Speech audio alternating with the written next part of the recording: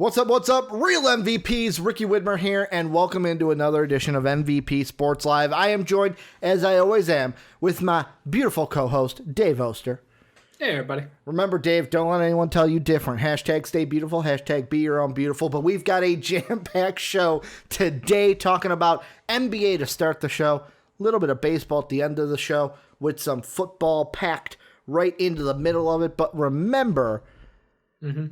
We got to do some housekeeping to start, Dave. Number one, Discord is the place to be, especially the MVP Discord. Link down below, !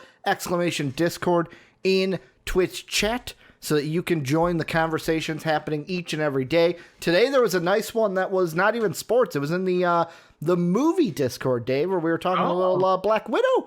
You got in on that one too, I saw. Yeah. Or I interacted with you in it because... we had Black Widow conversations. NBA is always popping off. NFL was popping off today because football is back, Dave. Today is Thursday, the first game of the NFL season. So get in on that Discord action. Number two is patreon.com/MVPvids. If you want to help support the channel, if you want to get content early, if you want to be able to interact with the channel that you cannot interact with already, go ahead and become a patron, patreon.com/MVPvids. Thank you to our Patreon sponsors, Pat Hill and Philly Sean. Last but not least, we're live on Twitch, twitch.tv/MVPvids, but we're also on YouTube at MVP Sports. So go ahead and sub and follow in both places. But Dave, let's go ahead and start the show proper. Talking basketball to start the show, as I kind of have a feeling that for the last 2 years, Dave, the Raptors... whenever we doubt them, when we think, you know what, there's no way they can win a game. Did someone write them off yesterday? I wrote them off, totally wrote them off. 14-9, and I said, not a chance, book it. Celtics are winning. But in a double overtime game, Dave, Norman Powell showed up. You had Fred VanVleet had 21. Kyle Lowry had 32. Yep. What are your thoughts about Game 6 between the Raptors and the Celtics?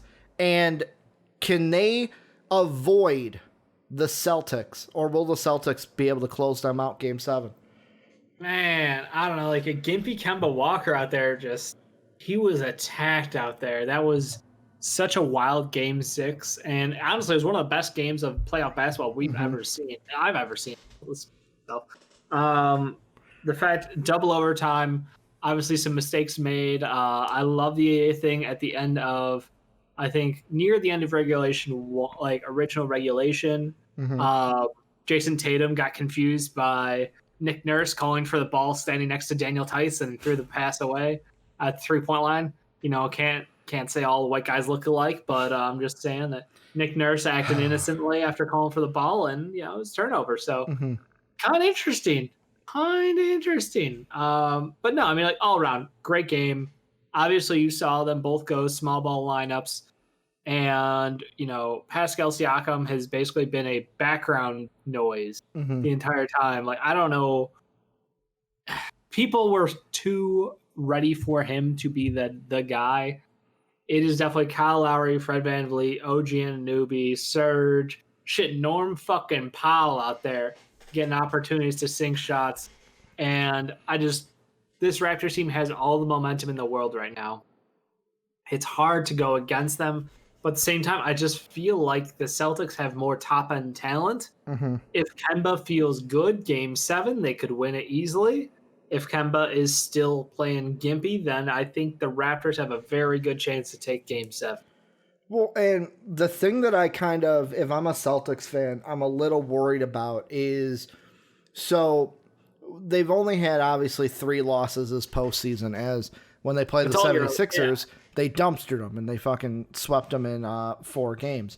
But this series, yes, after it was 2-2, they've traded off games, but Game 3 and Game 4, the Raptors were able to win twice, and that Game 3 was a close game. That was one of the games we were talking about where Jaylen Brown said after, we should have won that game.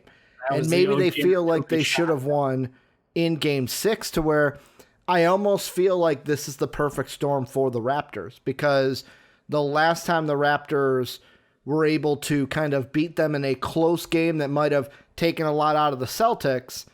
They came back the next game, and it was a much wider, only 7 points, so it's not like they completely destroyed them, but it was a not as close game in the end as the game before. And with Game 7, of course, everything would be different if like this game was in Toronto and we'd be talking about home court advantage, but we're not because it's a bubble. Everyone's got kind of a neutral playing field. But like, I almost feel like you're right. The Raptors have the momentum. However, there's a thought in the back of my head whenever like Brandon and I would be calling basketball games in college, coaches would always tell us that momentum when it comes from game to game is a myth, to where it's like it feels good coming off of a win, but the next game is a new game. And it's all about the mindset that you come in. Maybe that's just coaches telling their teams that. It's different because you're playing a series against the same team, and it's literally every other day. I completely buy into momentum in the bubble. I think that there is, if you're going from playing one team to a different team to a different team every other, every 4 days, then there's no momentum. That is just on its own. You're a better team. You're winning the games. Yeah. But when you're playing every other day against the same team for 7 straight games, momentum absolutely plays a role in this. See, but I think it's like, I don't disagree with you, but I think it's more of a mental issue, if anything, where it's like, if the Celtics want to win Game 7, they have to, and I'm not saying they're not going to, but they better come mentally prepared for Game 7. Like, that might be like, but that's what it comes down to is the Raptors right now are probably on cloud 9 because they forced a Game 7. No, they're not. That was a crazy thing. Did you see the post-game Kyle Lowry interview? He was completely grounded. He had no fucks given. There was no celebration. He literally walked up there, went, yeah, just another game. Got to go on, win Game 7. Like, not happy, not celebrating, no fucks given. Kyle Lowry. And that's the attitude. I'm not concerned about them at all. Yeah. I don't think that they have any incorrect mental whatever notes about it. They are 100% keyed in, and I think the Celtics will be as well. I mean, the Celtics lay it on the line, but they're just, without Gordon Hayward there, they're a thinner team. Yeah. You don't have that bench depth, so everybody's out there trying to give it to you. And Kemba was such a negative, even though he was out there trying his best, like Marcus Smart out there trying to carry the fucking Celtics within your triple-double. Just an incredible performance, but like, Jaylen Brown had a great game. Jason Tatum I lost track of how many mistakes he made.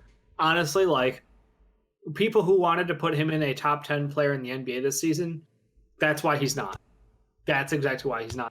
He is a phenomenal talent. He is an incredible two-way player, but he is not 100% there yet. He still has a lot of room to grow as far as running offense, situational passing, understanding where guys are on the court, not turning the ball over on sloppy plays. Like, he looked poor out there. So honestly, like, it took a lot out of this took a lot out of the Celtics team to deal with all that and still to keep it double OT, and just a barely a loss. Like, they almost won that fucking game. So I think if the Celtics come back clean, mentally, physically, they should be able to win this. But like I said, Kemba's not right. If Jason Tatum gets his head out, doesn't get his head out of his ass, then Raptors absolutely could walk away with this. Well, and that's why I feel like the Celtics, I'm not as confident as I was yesterday. The last 2 games even, I was like, Celtics are going to win, shouldn't be a problem. But now it kind of like, even looking at the Celtic past, since Jason Tatum joined this team and they became the addition that they are now. I know Kemba's the only piece that wasn't there before. You look at the playoff series they've had. They swept the Pacers in 4 last year, but the Pacers were not a dominant team. They swept the Sixers this year. Sixers, not a dominant team. They beat the Sixers even 4-1 in 2017, 2018. They didn't have Ben Simmons, but that's what I'm saying. The team that we saw was not a dominant team without Ben Simmons. And even the 76ers in 2017, 2018, not as strong of a team. I didn't think that they had the chance. That's why I picked the Celtics to beat them back then. You look at the other series, though. that first round series against the Bucks in 2018, where that one went to 7. Yes, they won that series, but that was another one where after the series, we questioned Giannis. We questioned the Bucks of like, man, they could have won it here, and we pointed out so many times. In that series, if you remember right, and Giannis wasn't. Brook Lopez had hit or miss on games. That's what I'm saying. We were like, could have won here. And we were pointing out all the places that the Bucks had messed up. But it's like the other two series, the Bucks last year got shit done, beat the Celtics in 5, and then the only other Game 7 that the Celtics have gone to, they lost to LeBron when LeBron came back. So like, I almost feel like when it comes to these teams, if we're looking at the history of it, the Celtics have more reason to be worried than the Raptors do for this game, because the Raptors, like you said, Kyle Lowry, just another game we're coming in. Plus, they were here last year. They were in these types of situations last year. Yes, they had money. Yes, they had Kawhi Leonard last year to bounce the ball 4 times and beat the 76ers. But, I mean, with that experience alone, I feel like the Raptors, this Game 7, it's going to be truly like a Game 7. Anyone could win it. Anyone can win it. No one's stepping in, and it's not like, oh, it's the Celtics game to lose. No, it's a game that's out there, and either of these two can grab it now. I agree. I think it matched up for a great Game 7. We're going to have a Friday night viewing party for it. Watch ourselves, see which team makes it out. Which team gets to face the Heat, which is a whole nother fucking problem for them. Which team starting Saturday? I'll ask you this. If you're the Miami Heat, I know the Heat don't care which team they play. But if you were Eric Spoelstra, I almost said Nick Spoelstra. I'm fucking shipping Nick Nurse and Spoelstra. Yep. If you were Eric Spoelstra, who would you rather game plan against? The Celtics or the Raptors? I think the Celtics. I think you know what you got to deal with on the Celtics. I think that the wing talent out there is very clear, and they've got the guys to match up. You know, the wild card always with the Raptors is who's coming at you any given night, and that's a little harder to game plan around. Either way, I know the Miami Heat will be prepared, but I think the Celtics are easier to plan against, even though they might have the better top-end talent. Let's move on, though, Dave. Another game happening last night. The Clippers beat the Nuggets, and they sure fucking did. The thing I want to touch here is on the Nugget side, whereas Michael Porter Jr., who had a good game, what would that be, 3 nights ago? He had some choice words to say last night. He said... He had a good game last night, too. But I felt like after his interview, he thought he could have had a better game or made more of an impact on the game, where he said, I just didn't touch the ball. They didn't do anything differently. That's up to play calling. The coaches whose hands they want on the ball, we keep going to Jokic and Murray, and they are 2 amazing players. But I just think to beat them, we need to get more players involved. We have to move the ball a little bit better. We can't be predictable against that team. Dave, what are your thoughts and takeaways from these comments from Michael Porter Jr.? Michael Porter Jr. I love that. No, I mean, it's exactly... We talked about this a week ago when we were like, look at this Nuggets team beat the Utah Jazz. How are they going to do it? It's a 2-man game. Their offense is so linear when it comes down the stretch that they don't trust anyone outside of Jokic or Murray to touch the ball. They've got these great role players in Grant, Millsap, Harris. Well, they didn't have Harris healthy. Grant, Millsap, Porter Jr., Morris. Like, they've got all these guys who can contribute. And yet it felt like their offense completely just lasered into a 2-man team on the offensive end when it came down the stretch against the Jazz. And I'm not shocked to hear Michael Porter Jr. talk about it, because he went 5-8 from the field, 3 of 4 from 3. Like, you got to feed that boy the ball. And when he popped off, it was in a wave of offense. And it felt like you could have ridden that further. Felt like they kind of froze him out of his own, offense on the team, which sucks when you're that good of an offensive player that he knows he is, and we know him to be, even though he is young and unproven. Like, the one thing that Michael Porter Jr. can do his entire life is score the basketball. So he's not wrong, But to hear him publicly talk about that, I think this is a huge deal. Well, and like Kingy in Twitch chat right now, Dave, saying he's got to keep it out of the media that has to stay in the locker room. Do you agree, disagree? Because I'm kind of like, I see that side, but at the same time, I'm like, no, like, shit, if you upset about it and nothing's going to change by voicing it in the locker room, tell the media. It ain't like you outing anybody. You speaking the truth. No, because is he trying to get his daddy a job to coach the fucking Denver Nuggets? Is that what's going on? I don't think so, Dave.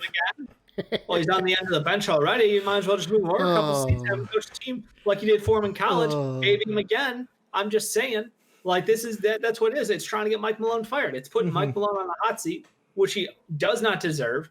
Mike Malone has coached a fantastic team for a couple of years, and there's no fucking way that this should have made out public. No, this is Kingy. You're 100% right.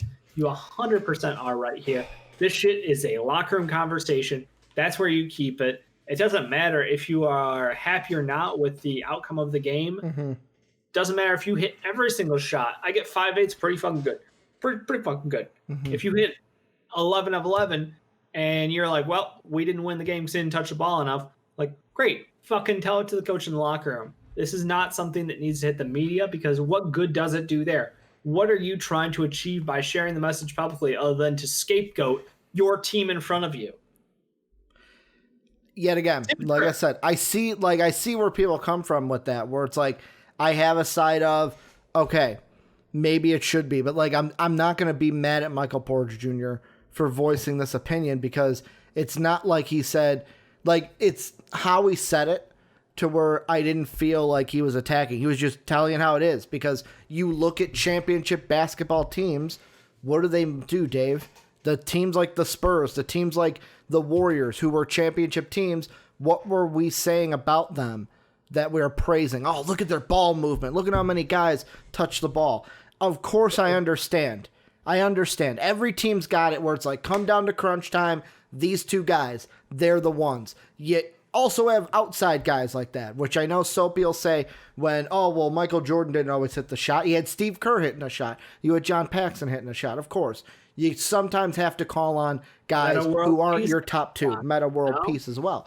But I look at this, and you bring up an interesting point of Mike Malone, because the thought did come in my mind, and I'm not saying this year should not be fired this year. No, but he's on the hot seat apparently. But I think what comes into the mindset is next year, if I am the ownership, if I am the front office in Denver, I'm looking at it this way. I'm going, okay, we're not going to fire him yet, but something needs to change, because we can't keep being a great regular season team, get to the playoffs, and then struggle. Get to the playoffs and not be able to get past the second round. And you have to then make a decision if you're the front office after next season. Like, I would think Mike Malone at the least would get one more year before getting fired, or 2 more years. 1 to 2 is what I'm thinking, because what I feel like for this Nuggets team is, are you going to miss your window where yes, we have great teams in front of you, the Lakers, the Clippers. Like, the Clippers are a great team. They showed it. But, like, at the same time, the Nuggets that I know they didn't have Harris out there for that series, but, like, they almost let the Jazz numerous times beat them in that first round series. Probably should have been bounced out in the first round. And I look at it and I go, if they get bounced out in the second round again this year, and then let's say, predicting now, they get bounced out in the second round again next year, what changes? Do you move players, or do you move on from the coach? Because one of those two things will have to happen if you keep getting to the second round and losing. Look, I'm just saying, like, not every team is going to win a championship every year. Yeah. We totally know that. We've had a similar conversation about Mike Budenholzer. Coach Bud has had incredible regular season success on now 2 teams, multiple years. That's what he is. He's a great regular season coach. He's able to make things work. When things come down to crunch time in the playoffs, it doesn't seem to work out for whatever reasons there. Unlucky or not, that's just the case. But you can't fire a guy because he wins 60 games or 55 games a regular season and he can't win the big one. Like I don't know a single time that that's happened really. Like, I mean, could you imagine if you're like the Utah Jazz in the 90s and you got Jerry fucking Sloan there and like, well, you lost against Michael twice. Get the fuck out of town. Like, that's insane to say out loud, no, but right? that's different. They got to the finals. No, but it doesn't matter. You're still not winning the championship. No. If the Nuggets were getting to the finals and lost twice, that would be different. The finals is different than the second round, and I do feel like when you say like he's a good coach, but the front office will have to decide is Mike Malone, and I'm not saying he is or isn't. I'm just saying this is what it is. They're going to have to decide when we win a championship, is he the guy? Because maybe I'm just going to be honestly, why does every team deserve to win a championship? They don't. No, I'm not saying the Jazz don't. I'm not saying every team deserves to. The Nuggets don't have more talent than the Lakers do. The Nuggets don't have more talent than the Clippers do. Yeah. The Nuggets, I can keep this list going. No, that's why I'm saying I'm not saying Mike Malone deserves to be fired after this year. I'm just telling it like it is, where let's say Michael Porter Jr. takes a step next year and it's like, holy shit, they now have Jokic, Murray, and MPJ are their top three, and they keep doing the roster moves. Eventually, if this still keeps happening, what's going to happen is the front office will have to decide, do we need that coach like you mentioned? The coach that is going to be, it's not about the regular season. It's about the tactician who can get shit done in the playoffs, who can put our players in the right situations in a best-of-7 series to get over those teams like the Lakers, like the Clippers. But yet again, calling out right now, the Raptors of literally last year, they fired Dwayne Casey, coach who had been successful in the playoffs, but kept running into the wall that is LeBron James. He ran into the more talented team. No one's going to argue the fact that DeMar DeRozan and Kyle Lowry got dumpstered by LeBron James. No, they should have won. No one's going to say that. Yeah, they also had Kawhi too. That's what I'm saying. Like, Dwayne Casey could have been the head coach of that team. They still would have won. They're running Nick Nurse's offense. Like, Nick Nurse's offense had been in place the year prior, and that's when we saw the best version of DeMar DeRozan, where he was shooting threes. That offense looked phenomenal. Their spacing was great. The pace was excellent. They added in Kawhi Leonard. I think Dwayne Casey would have won a championship there, no problem. Like, by far, Nick Nurse is not, So then do the Nuggets, without question, do the Nuggets just need like a Kawhi Leonard type of star? They need a better player. They need a better roster. That's all it is. Okay. They don't have the talent to win. You don't get to win games in a series because you have the right coach. Like, that can win you a game, maybe in the entire length of the playoffs. It's not going to win you a best-of-7 series because you outcoached them. You have more talent on the court. In 9 times out of 10, 99 times out of 100, that's what it is. So, in my mind, I just look at this team and go, yeah, Michael Porter Jr. gets the ball more. They probably score a couple more points. It'll be a close game. Do they win? Maybe, maybe not. The Clippers are still the better team. I don't think anybody's going to change their mind on that. If he's taking 15 shots a game versus his 8 shots a game, I still think the Clippers are the better team. And that's the bottom line for me. I look at it and go, what more do you want him to do with this roster? You want to get Porter more invested? Sure, we'll get the guy who's played 14 minutes a game for the season on 30 games to be our third star out of left field. That's totally a thing I can do in the playoffs. I think it's asking a lot of a coach to pivot an entire offense that has been as successful as it has been. And obviously for a couple of years now, winning, they were the number 2 seed in the West 2 years ago, and they were excellent this year. So they just need to have another year. They're still a very young team. They still just need to get that roster built out and build a higher level of trust amongst the players. And they'll be fine. But I don't get. I'm incredibly disappointed in Michael Porter making the public comment. That's my takeaway from it. Yeah, and like King E says, they need a number 1 guy. The last thing I'll say is, I feel like that's the cop out.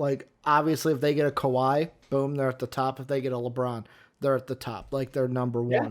But I almost have a feeling of can't this team, with the right coach, and I'm not saying that Mike Malone's not the right coach. He may be the right coach, but coach in the league, put it on that team. How are they going to win this series. this team, I feel like, has the potential, but is not there yet to be like when the Spurs were winning championships. However, to be like that, Jokic would have to be like your Tim Duncan, but he would have to be like a Hall of Fame caliber player. Is Jokic going to be a Hall of Fame caliber player?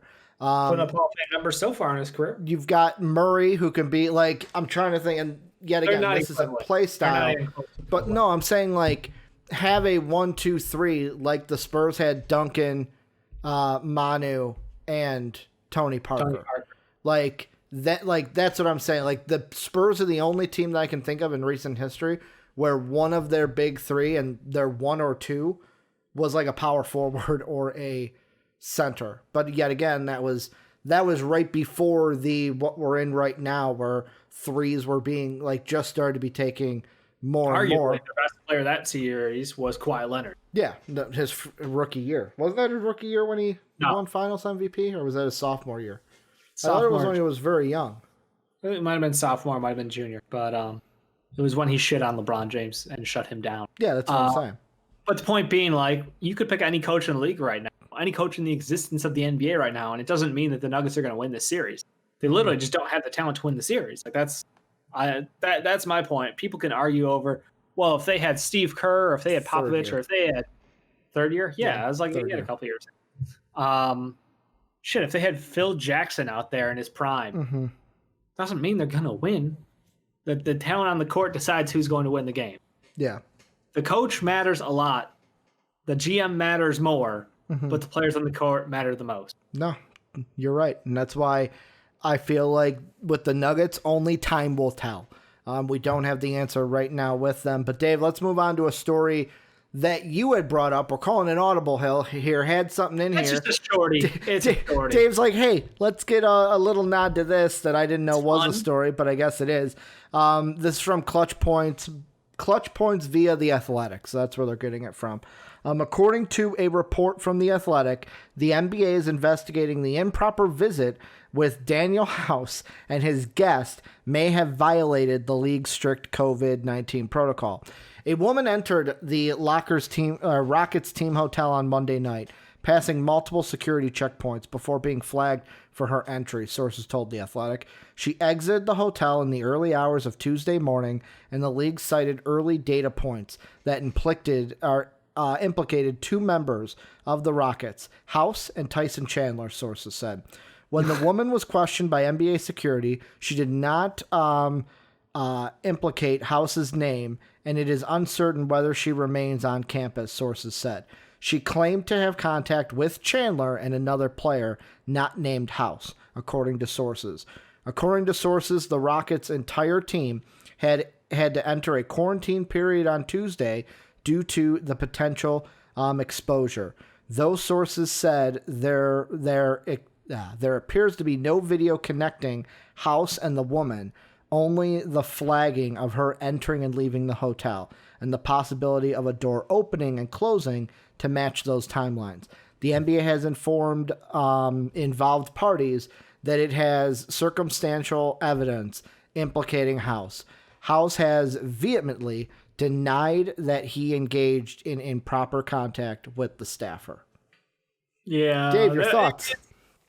I mean, on the one side, I just gotta laugh because this is a hilarious fucking story. This is, straight up out of the Seahawks, undrafted walk-on player who got caught for bringing in a girl to the hotel, and he lost his job. Yeah. Danuel House bringing up a COVID tester from the bubble to the hotel to try to get some, there's some issues there with that. I think it's hilarious at first, and then you realize the impact that like Danuel House not being on the court for the Rockets absolutely sucks, and it's potentially a reason why they lost the game.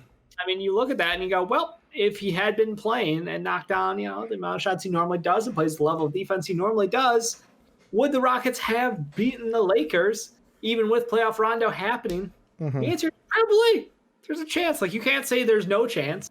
So it sucks because, like, no chance, sucker. That's what you got. as the Rockets, you don't want to, cut off your nose to spite your face. in the playoffs by benching, one of your literally your best six man on the team, and a really good defender, good 3-point shooter out there. But it seems like they're stuck in a lose-lose position here. I don't know how they're going to get out of this. So this is my takeaway from it. And yet again, I don't know who the source is. Could be anybody. But like it comes to what Philly Sean says. The NBA has some snitches. He has a wife and kids. They're trying to ruin his marriage with next to no evidence. So here's my thought. Yeah.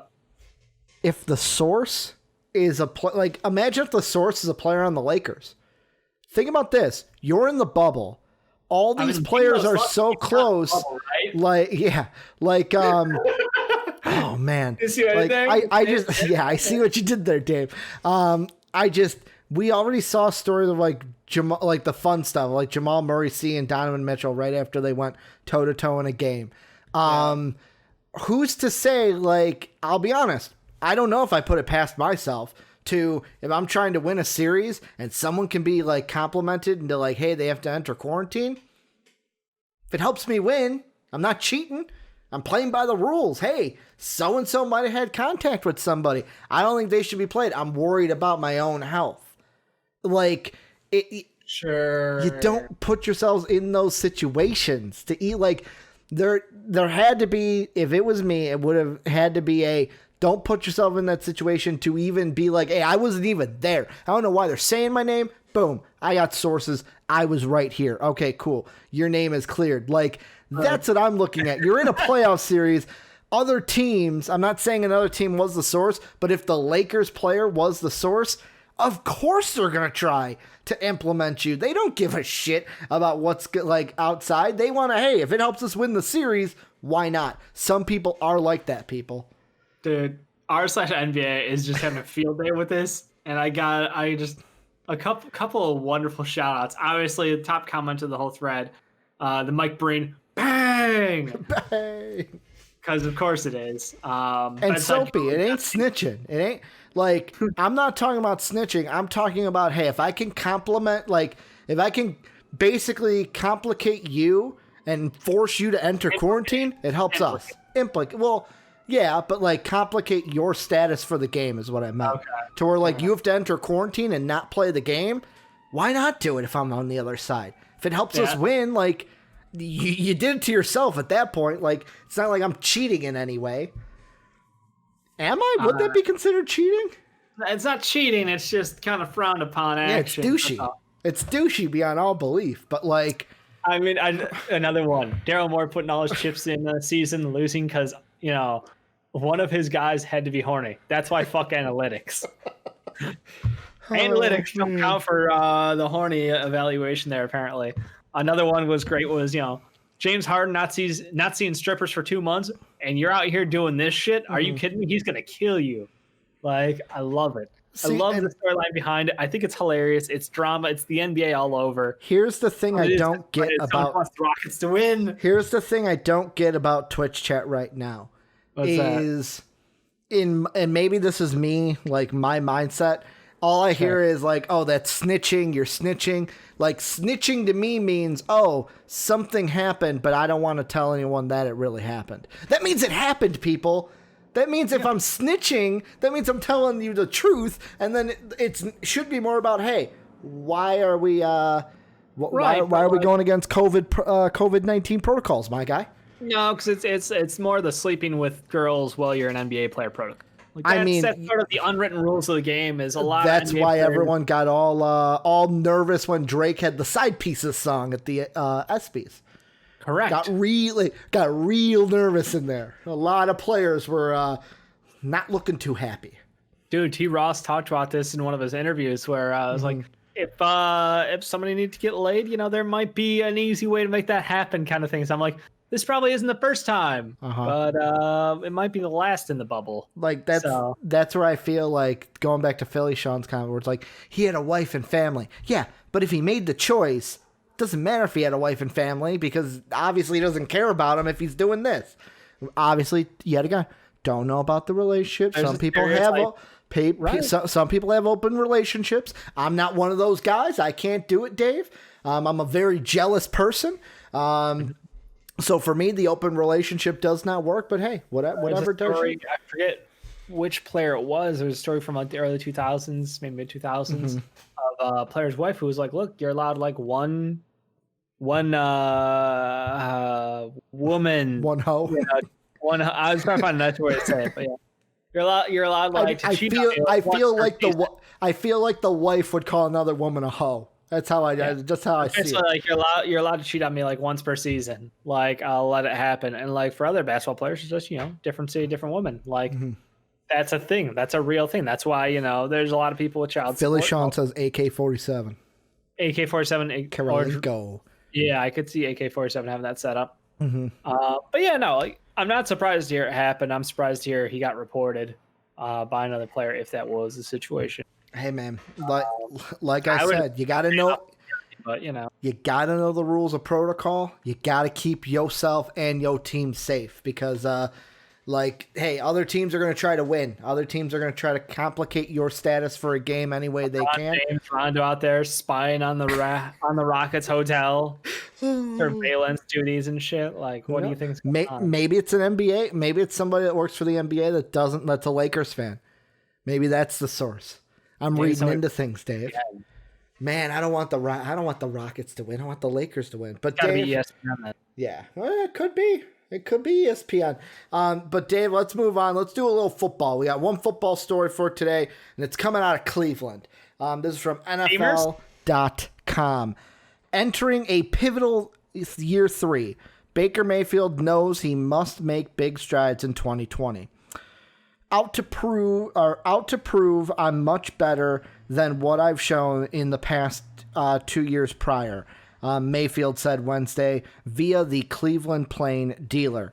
If I could be, it could be an excuse if you use it. I'm talking about the last 2 years, but that's not what I'm doing here. Singular focus on this year and what we can do, and that's the ultimate goal, so move forward. And Dave, the question I want to ask to you is, we've talked about the Browns a little bit. How much do you believe that Baker Mayfield in year 3 is going to make a big enough step forward to show that, hey, this team is as good as what you see on paper? I want to talk about this, but I can't talk about this because the Odell Beckham Jr. story, and I'm just trying to think of a way in my mind. Has nothing to do with OBJ. Has nothing to do with OBJ. News. It is Cleveland news, Ricky. Yes, the Cleveland Browns all over OBJ's chest. There, Dave, we got it out. The cat is out of the bag. I look up from reading and I'm like, what did I say that was stupid this time? As Dave is cackling to himself. Nothing. I'm an 8-year-old apparently, or a 12-year-old when it comes to. If you have an opinion about OBJ, Dave, fucking, you want to get that off your chest first? How is Baker Mayfield supposed to be a better quarterback when his wide receivers are distracted? So that's all I was gonna say. Do I think that he's going to be better this year? He better be, because if he's not, he's losing his job. I mean, he sees the writing on the wall. That's why Baker's making these kind of statements. That's why he's got this pressure he's got to put on himself on top of the pressure that the city's already putting on him. So I'm glad he's aware of it. He's totally cognizant of what needs to happen this season. The expectations are there. His offense is great. His defense is great.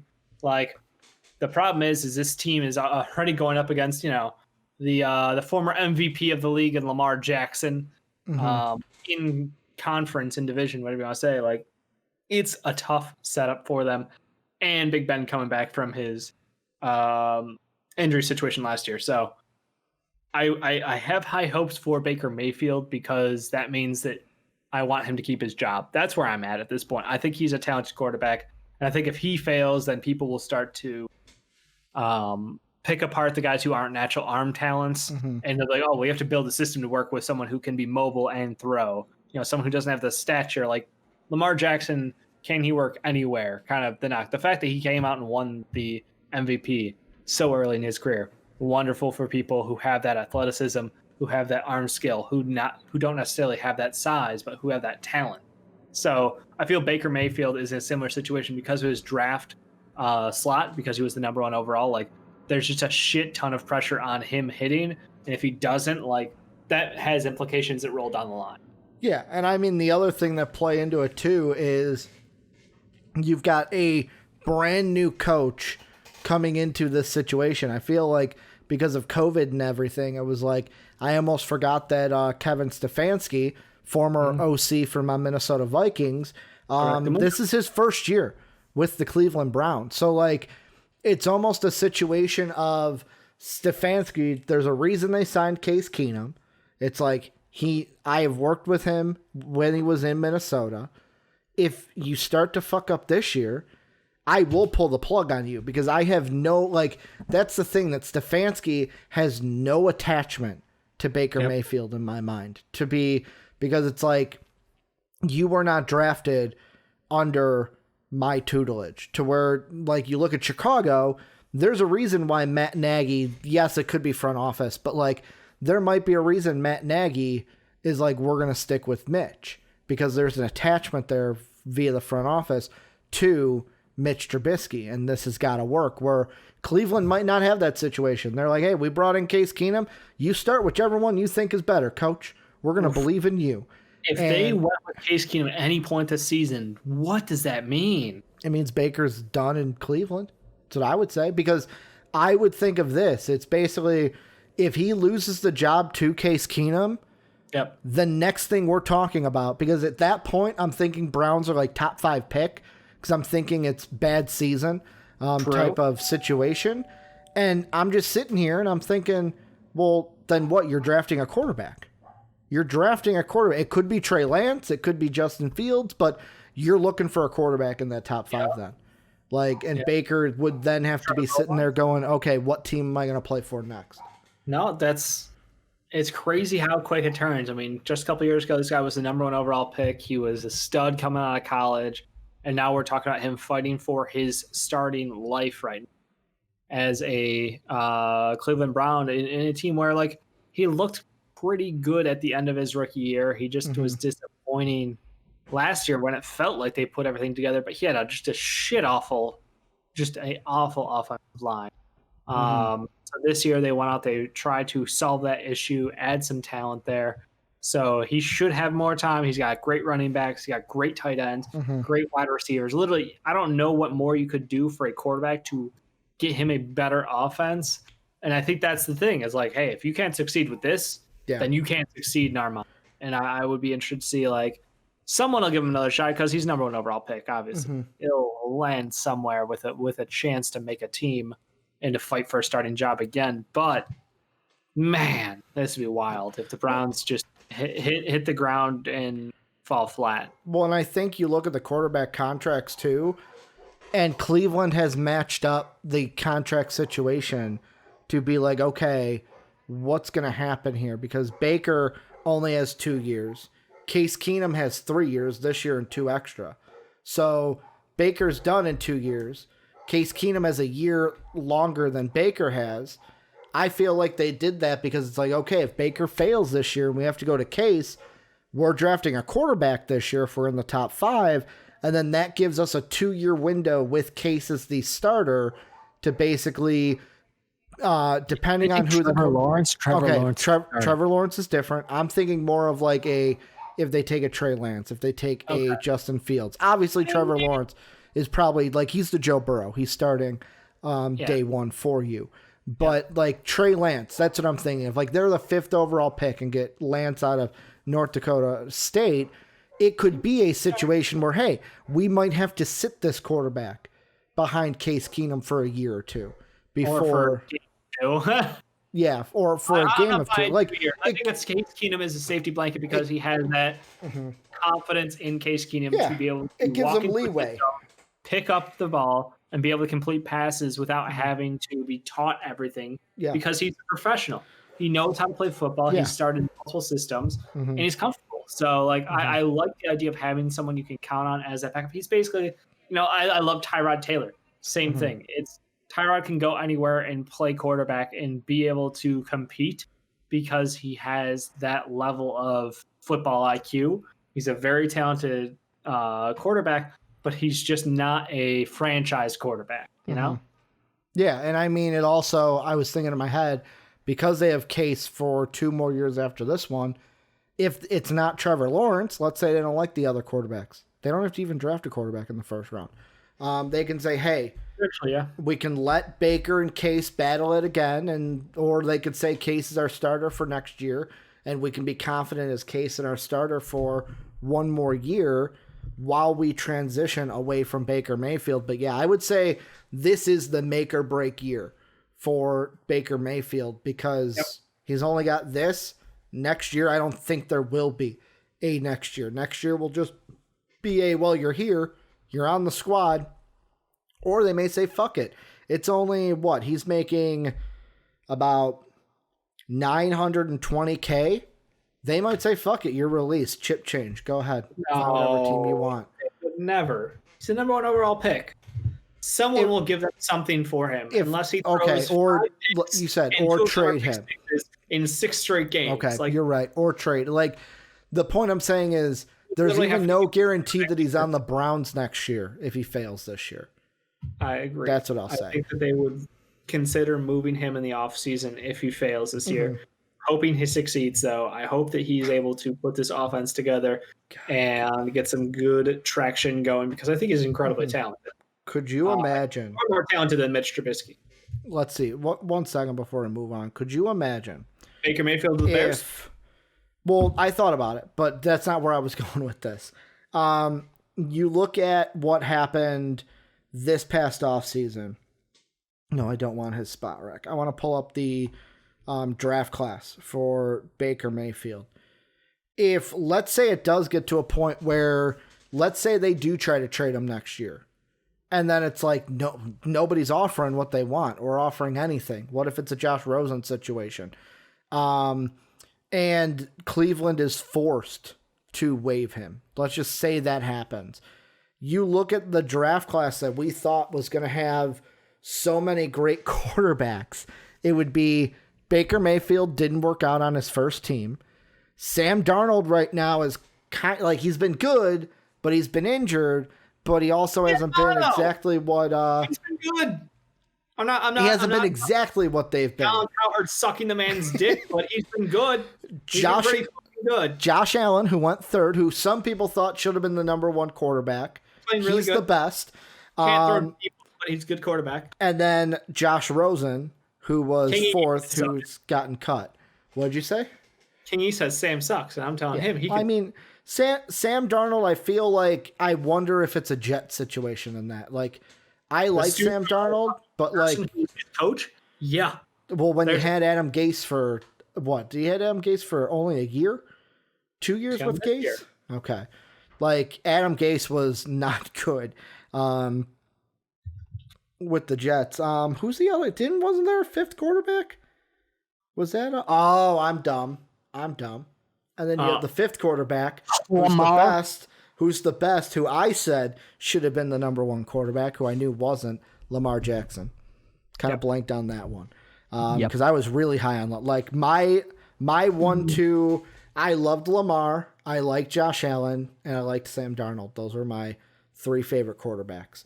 Rosen was my 5th. Baker was my 4th because I thought with Baker I didn't like the nut grab and the issues outside of football, like getting in trouble with the cops and trying to run away from the cops when drunk, was not a good image. Well, when Baker you're drunk, Mayfield. maybe not thinking the best, so that makes sense. I know why he made the decision. But yeah, it just didn't rub me the right way. But Dave, before we move on to our favorite segment in Wet Boys, tonight is the first ever football game for the 2020 season. Will it be the only game for the 2020 season? Who knows? We don't know if the season's going to go all the way through. But football fans are hopeful. I'm going to ask you, Dave, we're going to make our picks. Houston versus KC in Kansas City. Who comes out on top tonight, the Texans or the Chiefs? Gotta be KC. They're the defending world champs, and they've gotten better somehow. And this dumpstered Texas in the fucking 3rd and 4th quarter of their game they literally played months ago. And since then, let's see. The Texans have gotten worse, and the Chiefs got better. Huh. I wonder who I'm gonna pick. It's the Chiefs. Come on, like it's not even fucking close. It's the Chiefs. Chiefs are gonna fucking knock this one out like Pat Mahomes. Pat Mahomes and counter argument of Pat Mahomes. Here's what's gonna happen, Dave. You ready? Chiefs are gonna win big. They're gonna win like 51-31. But Deshaun Watson's still gonna have me 3 touchdowns in fantasy. Deshaun Watson's gonna be great. What should you throw on those two? I just need Deshaun to show up tonight. Maybe Will Fuller will get hurt in the first play. Maybe he won't. Who knows? I almost picked him up in fantasy, but I was a little bit worried. I keep looking at my team and going, I know he's value, but I'm like, who would I drop for Will Fuller? Because I know he's not going to play the whole season. Yeah. It is such a tough decision. I'm looking at that team, and I'm talking in our personal league, not the MVP league. Like, I'm like, is he going to do better than, a DJ Chark? Maybe not. Debo Samuel, I'm aiming upside as the season progresses. Will be better. Cortland Sutton's a toss-up because I like Denver. But if Drew Lock and Cortland Sutton are great, then I can easily pivot there and go with our boys down in Texas. Also, I'll throw it out here right now because, of course, we're going to talk a little fantasy tomorrow on the show being the Friday show. If you're watching right now and the Friday show hasn't happened yet, Twitch, I know you haven't. If you got any questions, shoot them to @MVPvids on Twitter, and we'll be answering some fantasy questions. On Friday for fantasy. Hell yeah. Because I can't wait. Fantasy, like, we're getting into football. We're Friday show, get a little bit of fantasy. The Monday show, we get to talk about the football games that happened the day before. Cortland Sutton is hurt. We don't know what's going on there. That could be something we look at for tomorrow. But, Dave, let's move into a segment we love. These are the dampest of dudes, the soggiest of shooters, the moistest of men, and sometimes even the mistiest of misses. These are our wet boys, where we give love to players who popped off the day before or sometimes the weekend before. And how we do it is Dave has a wet boy, I have a wet boy, and then the patrons at patreon.com/MVPvids get their own. Become a supporter at the silver or above tier to be able to vote for the patron wet boy each Monday through Friday. But Dave, all 3 wet boys, returning wet boys for MVP Sports Live. I'm going to let you take it first, as you always do. Who's your wet boy, September 10th, 2020? I mean, the early game of the day, I had to make up for the fact that I was promised in Discord that our patrons would have my back and take someone so I could take someone else. Now, they did not follow through on that. So, unfortunately, Makasmat is not my wet boy. I loved his game. He played hearts out. He played everything on the court. He got brutalized in some illegal picks out there. He did a lot. But you know who I'd end up with was Kyle Lowry, because the wet boy's for the winner. And Kyle Lowry hit the ballsiest fadeaway shot to secure that game. It was disgusting. He was everywhere. I mean, Kyle Lowry, I believe, is the best player on the Raptors, bar none. He gets better. He's got a hell of a story. If you haven't looked into Kyle Lowry's backstory after last year's playoff run, you probably heard it. But again, the guy keeps getting better with age. Just absolutely a monster on the offensive end. His ass is the best defender in the NBA. And you know what? He's the reason why the Raptors are never out of a game. Yeah, and for me, I had a similar choice to you, Dave, where I came in with a wet boy. And I'm going to give him the honorable mention because I feel like he deserves it. Kucherov of the Lightning, who I have picked before. I think it's Nikita Kucherov. Yeah, Nikita Kucherov. Had a game-winning goal, 1-1 game with about 9 seconds left. Said, nope, we're winning this 2-1. Lightning are on a tear. His 6th goal of the postseason, I believe. Yeah. But then Dave brought to my attention somebody who I have given love to before on the show. Kind of went off in a baseball game where the Braves hit, they scored 29 runs? 29 runs in a baseball game. And this guy accounted for 9 of them, and that's Adam Duvall. Duval County, baby. 3 home runs, 9 ribbies. All 3 of his 4, he was at the plate 4 times. All 3 of the hits he had, all big jacks. He had 5 runs in the game, 9 ribbies. Gotta get the wet boy. Gotta get it. I love the Kucherov thing, the game-winning goal. But when Dave was like, dude, back-to-back three home run wet boys for Ricky. You got to make it happen. And I'm like, Dave, you're right. We got to make it happen. So Adam Duvall of the Braves getting the nod. And then Dave, the patrons, they let you down. They let you down. Kyle Lowry was not their wet boy. But who was their wet boy, Dave? Retro's going to be happy. It's just Kawhi Leonard. Kawhi Leonard having himself a game saying we are going to go up 3-1. And he's proven, hey, the Clippers, they might be the favorite in the West. Laker fans might be upset at me for that. But he may be proven that this team clicking at the right time. Yeah, I mean, he's good at basketball. If I forgot about that, he is the second best player in the NBA, behind LeBron James. He's good at basketball.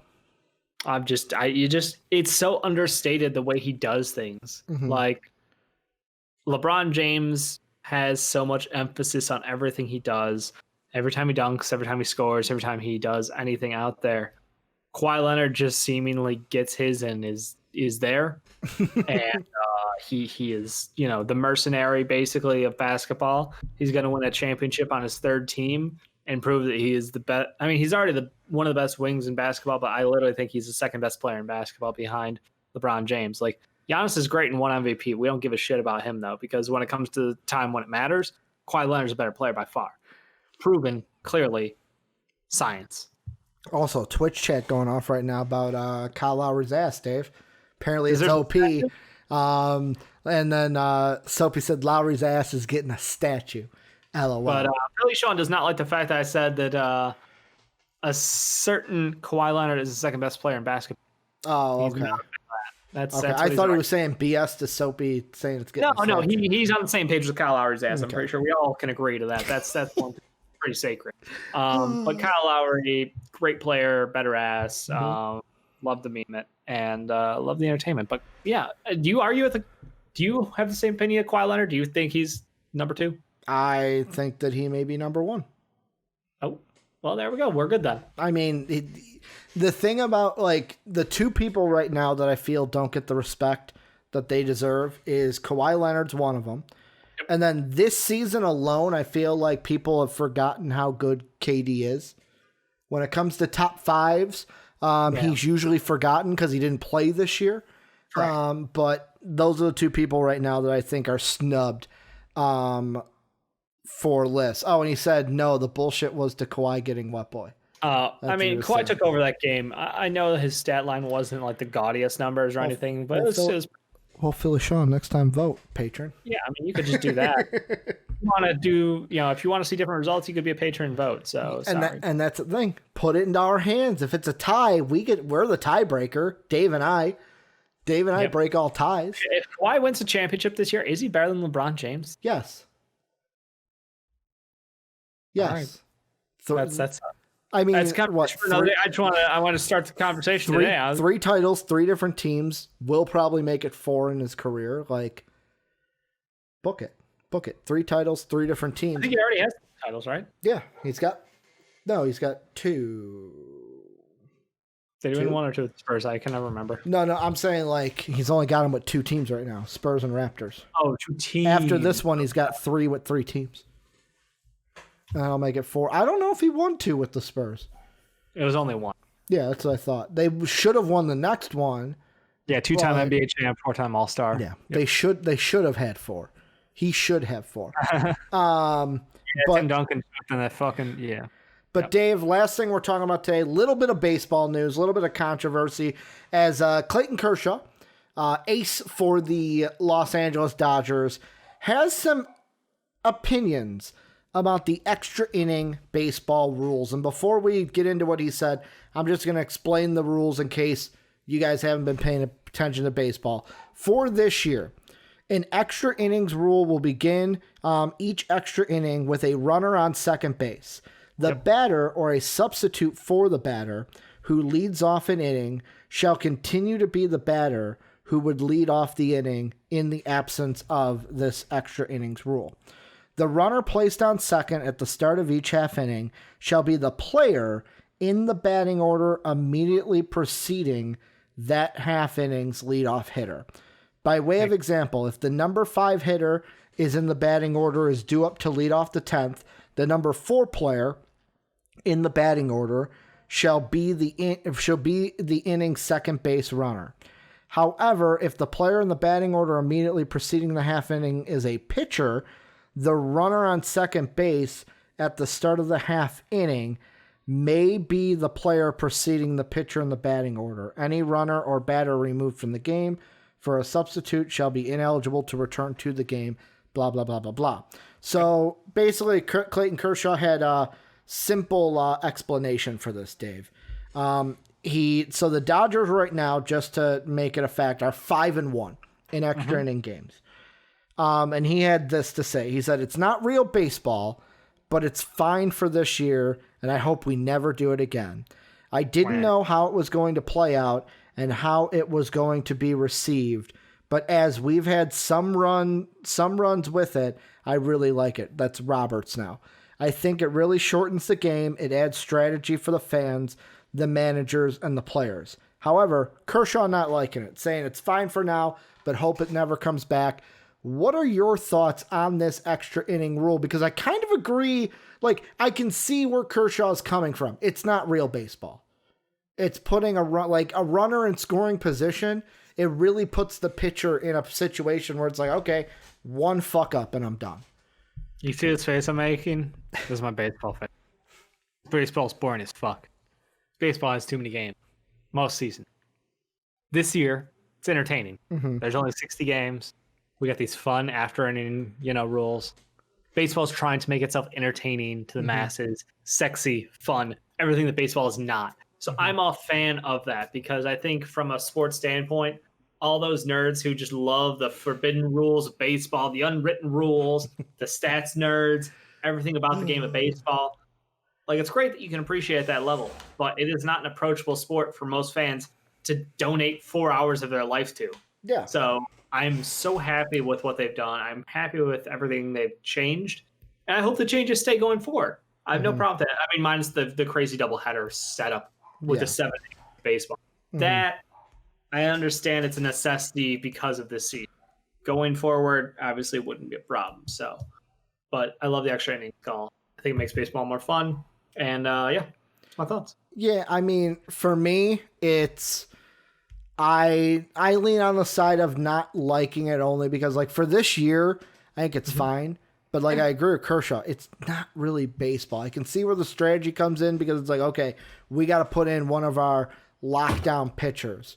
But depending on, like, how many arms you had to use before, let's say you had to use a lot of relievers, like, for the last 2 games, it's like, yes, you could say, oh, that adds into strategy. It could also be RNG. I know that people are just going to say that, hey, get it done in 9 innings. Like, win the game in 9 innings so you don't have to go to a 10th. I don't know. Putting a runner on second, I think is cheap. I would be okay if it's like, okay, we're going to put a runner on first. Because, even then, because my big thing is one hit then ends the game. And I don't think it should come down to one single hit should end a game. One hit could end the game anyway in the 10th. No, it could, depending on who's on first. No, you hit home run, it's game over. Like, no, I know. But, like, I'm thinking like a ball to the gap.